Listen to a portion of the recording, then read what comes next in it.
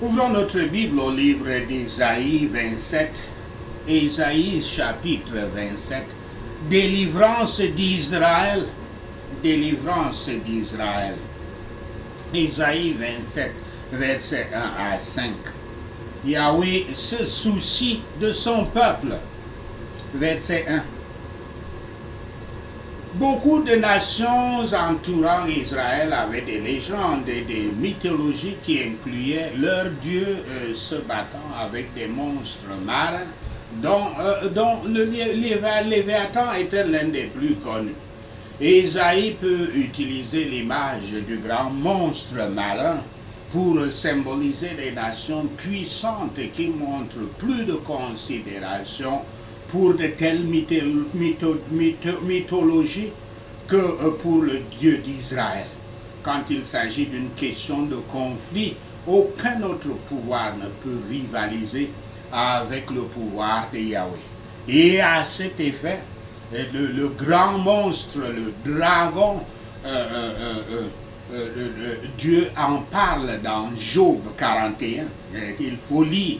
Il dit que c'est lui seul qui peut livrer bataille au Léviathan, ce grand monstre, ce grand égrégore, comme il faut l'appeler, une construction d'une multitude de monstres, de démons en un seul démon. Verset 1 donc. Des premiers chapitres de la Bible, les serpents ont toujours représenté le mal et l'opposition à Yahweh.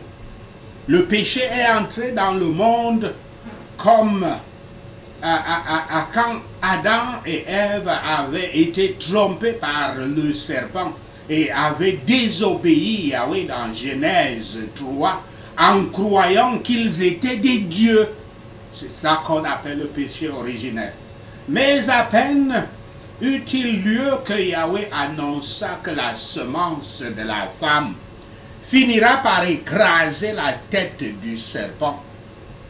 Le Seigneur Yahshua HaMashiach, avec sa puissante épée, la vertu de sa mort et la prédication de son évangile, détruit et détruira celui qui a le pouvoir de la mort, c'est-à-dire le diable, ce serpent ancien. Le meurtre de Léviathan,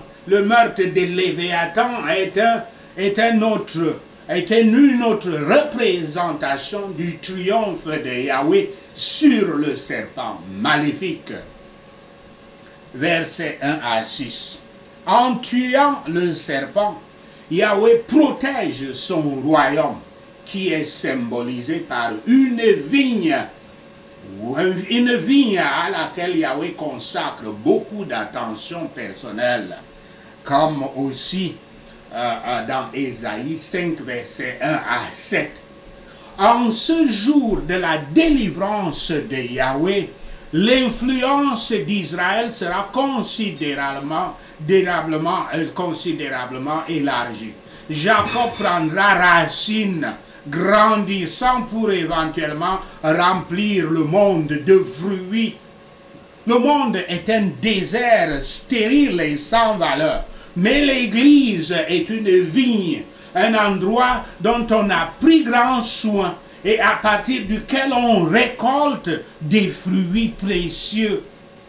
Yahweh la gardera dans la nuit de l'affliction, la gardera de la nuit de l'affliction et de la persécution, et au jour de la paix et de la prospérité, dont les tentations ne sont pas moins dangereuses.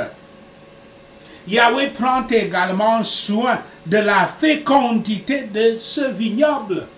Nous avons besoin de l'arrosage continuel de la grâce divine.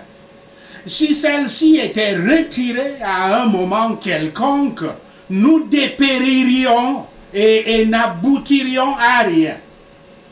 Bien que Yahweh conteste parfois avec son peuple, il attend avec grâce d'être réconcilié avec lui.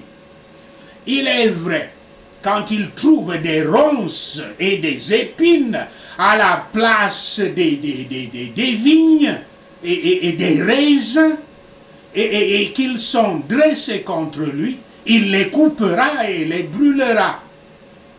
Voici donc en résumé la doctrine de l'Évangile avec laquelle l'Église doit être arrosée à chaque instant.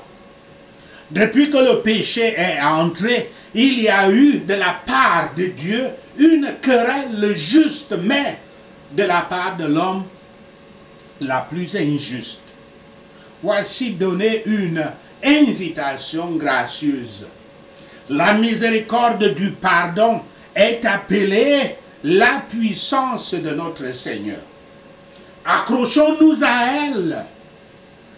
Accrochons-nous à elle. Le Christ crucifié est le pouvoir de Yahweh. Par une foi vive, accrochons-nous à la force qui est une force pour les nécessiteux qui croient qu'il n'y a pas d'autre nom par lequel nous puissions être sauvés, comme un homme qui s'enfonce, qui se noie en attrapant une branche, une corde ou une planche qui est à sa portée. C'est le seul moyen, et c'est un moyen sûr d'être sauvé. Yahweh veut être réconcilié avec nous. Ésaïe 27, versets 6 à 13, une promesse du rappel de son peuple à la faveur divine. Versets 8 à 13. Le vent d'Est rugueux peut être une référence aux Babyloniens. Jérusalem sera désolée et abandonnée pendant un certain temps. Mais le jour viendra où le peuple d'Israël sera de nouveau rassemblé un à un et reviendra pour adorer le Dieu d'Israël. Au jour de l'Évangile, les derniers jours, l'Église évangélique sera fermement fixée, plus fixée que l'Église juive, et s'étendra plus loin. Que nos âmes soient continuellement arrosées et gardées, afin que nous puissions abonder dans les fruits du Saint-Esprit, en toute bonté, droiture et vérité. Les Juifs sont encore séparés et nombreux. Ils n'ont pas été déracinés comme ceux qui les ont tués. La condition de cette nation à travers tant d'âges constitue une certaine preuve de l'origine divine des Écritures. Et les Juifs vivent parmi nous, ce qui est un avertissement continu contre le péché. Mais, même comme les vents sont toujours si rudes, si élevés, Yahweh peut leur dire: la paix soit toujours. Paix soit toujours. Et même si Yahweh affligera son peuple, il fera travailler leurs afflictions pour le bien de leurs âmes. Selon cette promesse, depuis la captivité à Babylone, aucun peuple n'a montré une telle haine envers les idoles et l'idolâtrie que les Juifs. Et pour tout le peuple de Dieu, le dessein de l'affliction est de faire une séparation entre eux et les péchés. L'affliction nous a fait du bien lorsque nous nous tenons à distance des occasions du péché et que nous prenons soin de ne pas nous laisser tenter. Cela vient de la crainte de Dieu qui suit les afflictions. Jérusalem avait été défendue par la grâce et la protection divine. Mais quand Yahweh s'est retiré, elle était laissée comme un désert. Cela avait eu lieu de manière terrible. Et c'est une figure de l'état déplorable de la vigne de l'Église quand elle a produit des raisins sauvages. Les pécheurs se flattent de ne pas être traités avec sévérité. Ils se flattent qu'ils ne seront pas traités avec sévérité parce que Yahweh est miséricordieux et est leur créateur. Ils se trompent. Nous voyons dans les versets 12 et 13 la restauration des Juifs après la captivité babylonienne et leur récupération de leur dispersion de l'heure. Mais les pécheurs avaient péri et beaucoup avaient péri en exil. Ceci est encore applicable à la prédication de l'Évangile, par laquelle les pécheurs sont rassemblés dans la grâce de Yahweh. L'Évangile proclame l'année de l'Éternel. Ceux qui sont rassemblés par le son de la trompette de l'Évangile sont amenés pour adorer Yahweh et ajouter à l'Église. Et la dernière trompette réunira les saints ensemble. Sachez ceci, et l'Éternel Yahweh vous bénira. Prenons ces points de prière. Je vous prie de prier ces prières, des prières contre l'esprit du Léviathan, l'esprit du serpent, Léviathan, et priez Ésaïe 27. Prions. Léviathan, le serpent glissant, Léviathan, le serpent enroulant. Seigneur Yahweh, punis-le avec ton épée féroce, grande et puissante, au nom de Yahshua le Messie. Yahweh Shaddai, tue le monstre de la mer, au nom de Yahshua le Messie. Éternel Yahweh, brise la tête des dragons de la mer, les dragons dans les eaux, au nom de Yahshua le Messie. Père Yahweh, coupe la tête de tout hydre rôdant autour de ma vie, de ma famille et de mon église, au nom de Yahshua le Messie. Yahweh Shaphat, brise les têtes du Léviathan, au nom de Yahshua le Messie. Yahweh Shaphat, notre juge, châtie le Léviathan, le serpent perçant, Léviathan, le serpent tordu, avec ton épée douloureuse, grande et forte, au nom de Yahshua le Messie. Yahweh Tout-Puissant, tue le dragon qui est dans la mer, nos vies, nos familles et notre Église, au nom de Yahshua le Messie.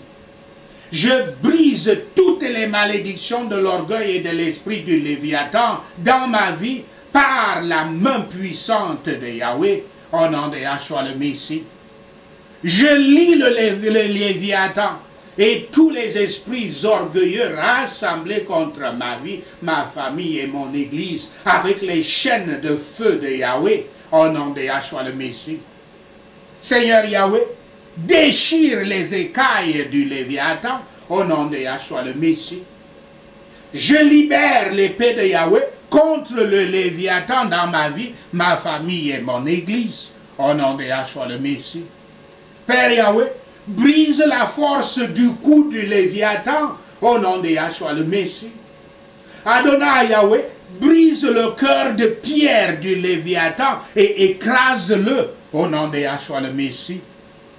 Yahweh Kana, brise les dents du Léviathan et arrache le butin de sa bouche au nom de Yahshua le Messie. Chantons au sujet d'une vigne féconde, car Yahweh veille dessus. Il arrose continuellement au nom de Yahshua le Messie. Yahweh garde sa vigne jour et nuit, afin que personne ne puisse lui nuire au nom de Yahshua le Messie. Yahweh n'est pas fâché si seulement il y avait des ronces et des épines qui lui faisaient face au nom de Yahshua le Messie. Yahweh marchera contre elle dans la bataille. Il les mettra tous en feu au nom de Yahshua le Messie. Sinon, que que les arrogants et les pécheurs viennent à Yahweh pour se réfugier, qu'ils fassent la paix avec lui au nom de Yahshua le Messie. Dans les jours à venir, Jacob prendra racine, l'église de Yahweh bourgeonnera et s'épanouira et remplira tout le monde des fruits au nom de Yahshua le Messie. Yahweh n'a pas frappé son église comme il a frappé ceux qui l'ont frappé au nom de Yahshua le Messie. L'église du Christ n'a pas été tuée comme ceux qui l'ont tué au nom de Yahshua le Messie. Avec son souffle féroce, Yahweh la chasse comme le jour où le vent d'Est souffle au nom de Yahshua le Messie. Par ceci, alors, notre culpabilité sera expiée et ce sera le plein fruit de la rémission de notre péché au nom de Yahshua le Messie. Quand Yahweh fera que toutes les pierres de l'autel soient comme du calcaire écrasé, aucune idole ou autel d'idolâtrie ne restera debout au nom de Yahshua le Messie. La ville fortifiée des infidèles est désolée, une colonie abandonnée comme le désert, au nom de Yahshua le Messie. Sur les ruines de leur forteresse, les veaux paissent, ils se couchent, ils dénudent les branches, au nom de Yahshua le Messie. Quand ces branches sont sèches, elles sont brisées et les femmes viennent et font du feu avec elles, au nom de Yahshua le Messie. Car c'est un peuple sans intelligence, au nom de Yahshua le Messie. Ainsi, Yahweh, leur Créateur, n'a aucune compassion envers eux, et leur Créateur ne leur montre aucune faveur, au nom de Yahshua le Messie. Seigneur Yahweh, sépare le grain de la plante, et que notre Église soit ramassée une à une, au nom de Yahshua le Messie. En ce jour, une grande trompette sonnera au nom de Yahshua le Messie. Ceux qui périrent et qui furent exilés dans le monde entier viendront et adoreront Yahweh sur la montagne sainte de Jérusalem. Merci Seigneur d'avoir attendu nos prières. Merci Père pour tes réponses à nos prières. Seigneur Yahweh, nous te rendons gloire, nous te louons, nous t'adorons. Nous bénissons ton Saint-Nom. Au nom de Yahshua le Messie, nous prions. Amen. Alléluia.